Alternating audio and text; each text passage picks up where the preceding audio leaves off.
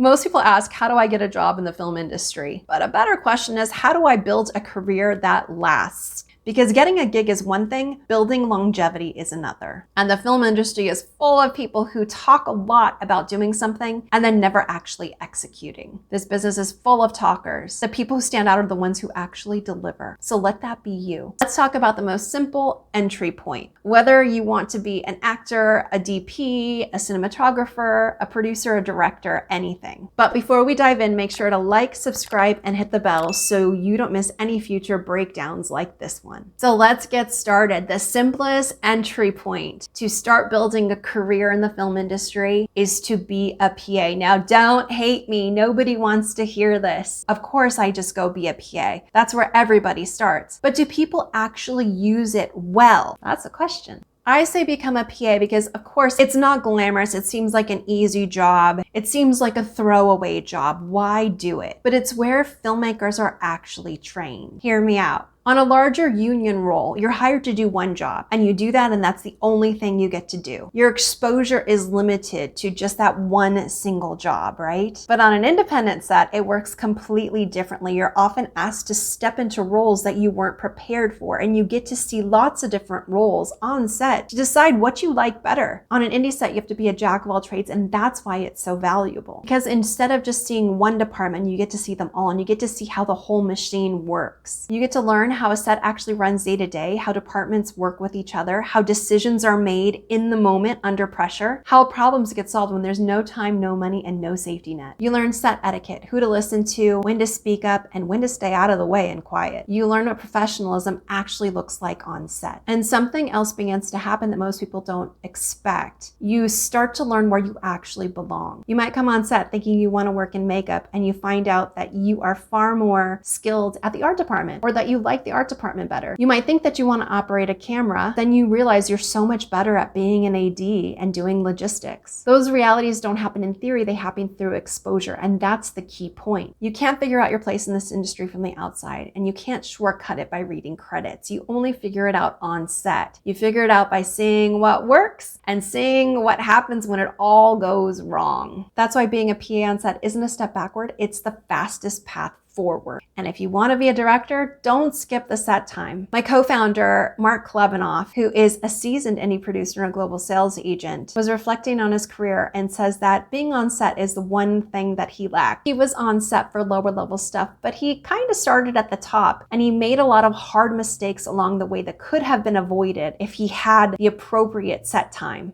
So his advice, if you want to be a director or producer, go work on sets and log that time so you can see the mistakes that other people are making so you won't make those same mistakes. Get that real world exposure. You need to see how a set actually functions, not just how you imagine it to work, not just how it worked on your short set, not just how it worked in your student film set. You'll learn how to avoid those mistakes that rookie directors and producers make when they don't have the experience. A mid or high budget indie set operates very differently than a student film set or an indie short set. And if you're a director, you need to be able to fill in for pretty much any role on set if the need arises. And as we know, anything can happen on set, so there may be an unforeseen reason that you need to step in and operate the camera or do wardrobe or something else. You don't need to be an expert, but you do have to be able to fill in if needed. And this is a great way for you to start building that experience. You want to be a director and you don't understand editorial, that's a misstep. And if you're a director and don't understand camera, that's one as well. You need to understand editing and camera and lighting and production design and all the other things so you can be a successful director. That kind of understanding doesn't come from theory, it comes from being on set, from watching the problems that get solved in real time, and also seeing what problems don't get solved and how they ruin the day. That's why indie sets matter so much. They're not protected environments, they're not padded with a ton of infrastructure like union films. They expose you to the real mechanics of filmmaking and fast. Indie sets are where you learn how films actually get made when there's no room for ego and there's no margin for error. And if you want to direct or build a filmmaking career, this is a non-negotiable. And side note, if you're an actor, this is actually a shortcut to building your resume, building your network, and getting more gigs. Independent films almost never have enough money. So inevitably, if you are crew, if you are a PA on an indie film set, most likely you're going to end up with a speaking role that you didn't didn't have to audition for. And it's a great way to network, be on set, build connections with people who might be interested in hiring you for the next film. On one set, Marc was saying how there was a guy who was working as a PA on one of his films, and he really liked him, threw him into a role last minute, and the guy did amazing with the small speaking role, and now he cast him in a lot of his films just because he was there, right? So you can come on set, be a PA, be the best PA you can be, and may have a role, and you'll get to build your network, which can lead to the next job and the next job and the next job. Which leads us to networking. Networking isn't optional in this business. It is essential. And there's no better place to build your network than on set. As we know, most jobs in this industry come through relationships. Sure, you can apply for a job, but there are so many applicants for any given job at any given time. Most of my jobs in the industry have come through relationships, and I'm not the only one. When it comes down to two people, one or the other, if someone's like, hey, I know that guy is probably going to get the role. So when you're on set, use the opportunity not to just stand there as a PA and make coffee. Build relationship, talk to people, show up, do your job, be a cool person, be courteous, and actually do what you're there to do. Complete your task, show up on time, be consistent. You would be amazed at how difficult that is for most people.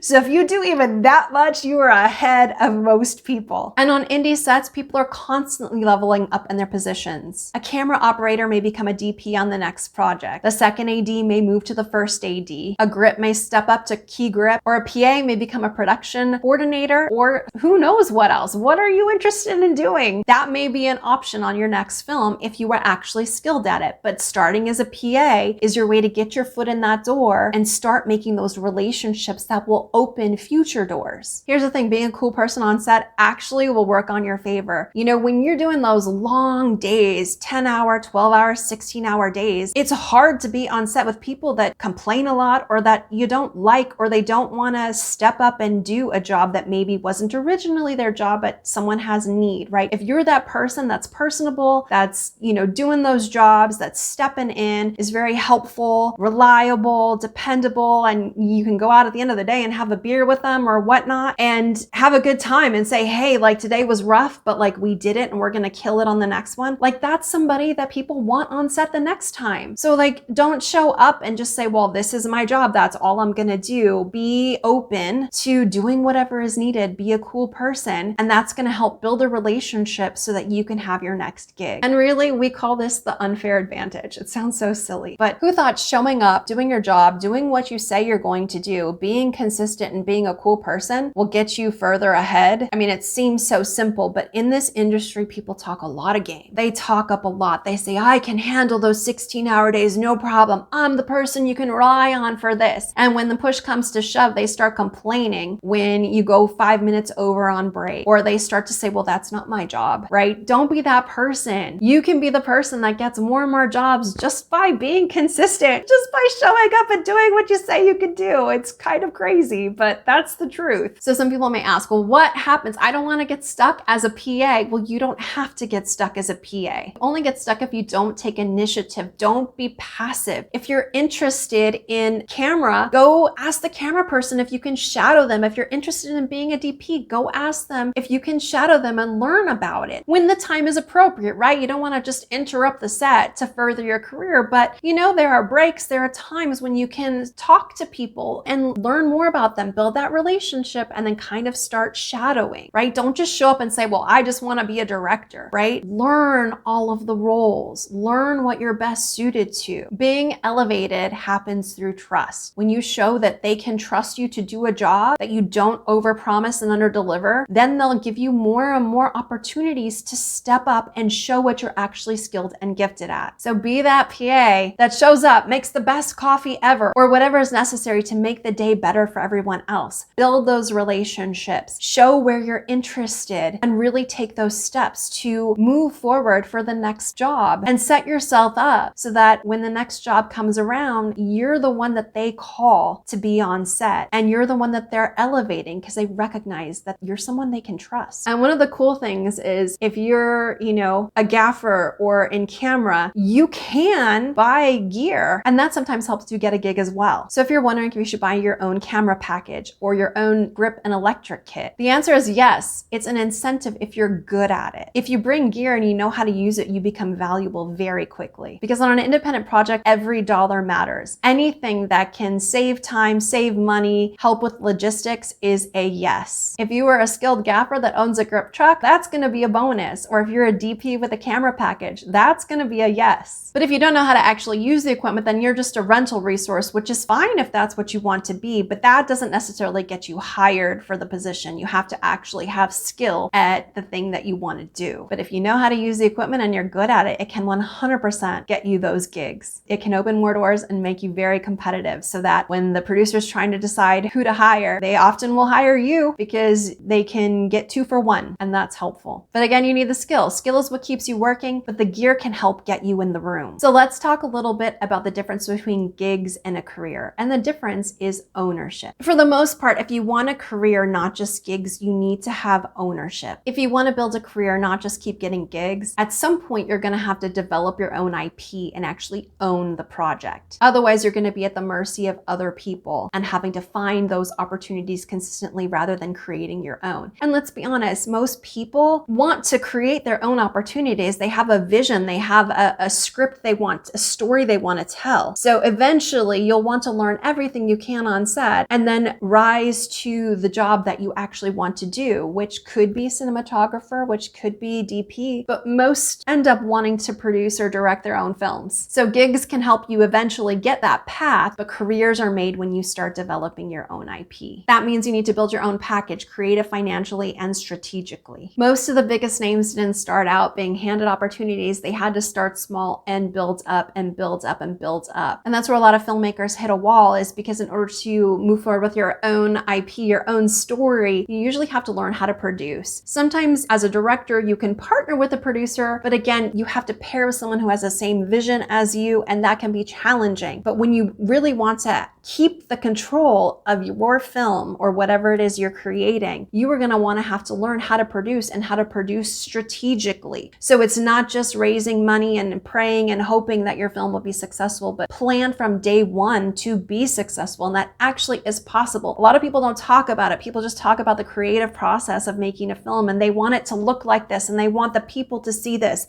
and they want it to have the same impact as this. But behind that, when you plan it strategically, you can plan it for success, for profitability, for most visibility. And that's what most filmmakers lack the understanding of, because they're very creative, but most don't even have a concept of what the business is. And that's crucial to understand, right? So I would say at this point, there are kind of 2 paths. After we've gone through all of this, you can both work, but they lead to different outcomes. So option 1 is you can be that go-to person. You can be that person that builds a career on set, being the gun for hire, being the one that they call in to do the job. They've built a reputation for being dependable. They're known in a specific market or niche. When a project needs to get made quickly, their name is the one that comes up. You can be the person that a producer says, I know who can get that done. It's this person. You won't be owning the project. You won't be in control of the IP, but you can work consistently doing these jobs. You can get a job as a DP or an AD consistently. And if that's what you love and you're comfortable with that, and you know that you get your paycheck, then fantastic. You can build a career as a producer who is a gun for hire, who just finds jobs to come on and just get your paycheck and get your paycheck and get your paycheck. I mean, that's the thing, is if you're doing this gun for hire or you're that go-to person, someone else is always giving you a paycheck. So you just have to find the jobs. So you just network, make sure you just have a bunch of jobs lined up, and you're good to go. On the other hand, if you want to create your own opportunities, there's a lot more risk involved because you're the one behind the entire thing, but the reward can be far greater. Creating your own P is the path that most filmmakers aspire to, but you have to understand what it's all about and the business so you can do it successfully. This is the path where you're creating your own project, you're developing your own P, you're basically from beginning to end, the buck stops with you. But again, like I said, there's a risk. You are involved in finding investors, dealing with distributors, making sure the film comes out successfully. So you have to understand all of those pieces in order to build a career at that, because when you make a successful film and it's profitable, that helps you make the next and the next and the next, and then you can leave that day job. Maybe you started as a go-to person and you really want to be a producer, but you have that in your back pocket until things take off as a producer with you creating your own IP. Both options are amazing. You just have to pick which one you want to do.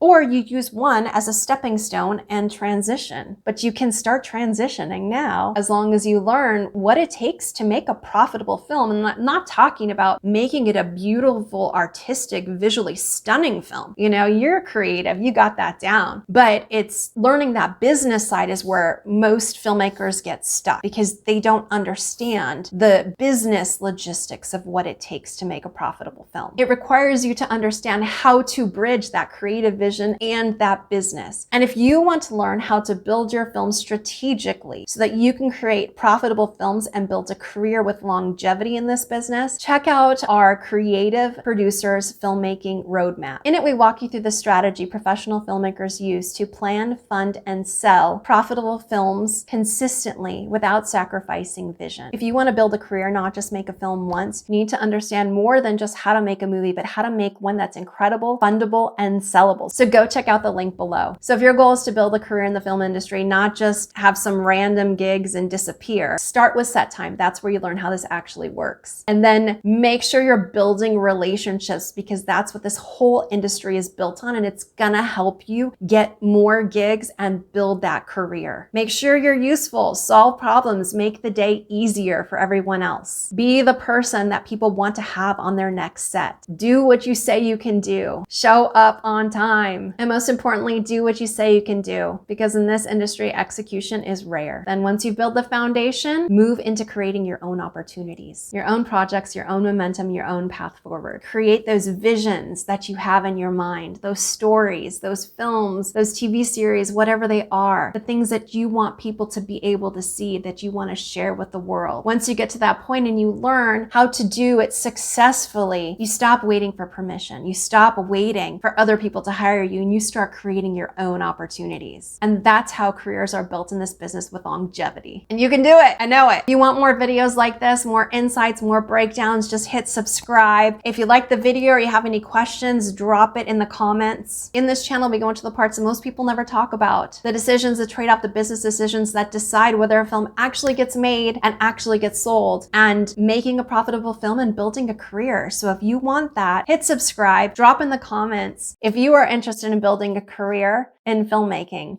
then we're the channel for you. So hope to see you in the next video.